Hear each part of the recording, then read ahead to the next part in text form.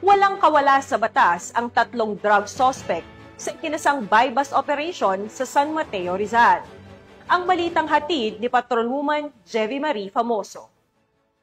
Individual ang nahuli sa ikinasang bypass operation ng Station Drug Enforcement Team ng San Mateo Municipal Police Station sa pakikipag-ugnayan ng Philippine Drug Enforcement Agency dakong alas 4:47 ng hapon noong September 1, 2025 sa Barangay Malanday, San Mateo, Rizal.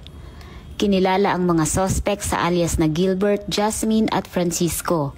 Nakumpiska mula sa kanila ang 8 sachet ng hinihinalang shabu na may kabuuang bigat na 62.4 na gramo at tinatayang nagkakahalaga ng 424,320 pesos.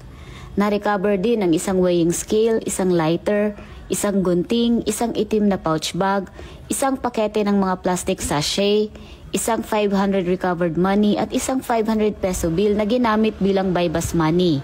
Naharap ang mga suspect sa kasong paglabag sa Section 5 at 11 Article 2 ng Republic Act 9165 o ang Comprehensive Dangerous Drugs Act of 2002.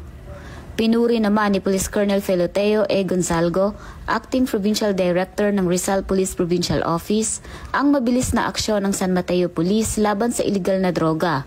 Binigyang diin din niya ang kahalagahan ng pagtutulungan ng kapulisan at ng komunidad upang tuluyang masugpo ang kriminalidad at problema sa droga ng buong lalawigan. Mula dito sa Calabarzon, ako ang inyong Police News Network Correspondent, Patrolwoman Jevy Marie Famoso, alagad ng batas, tagataguyod ng Balitang Pulis.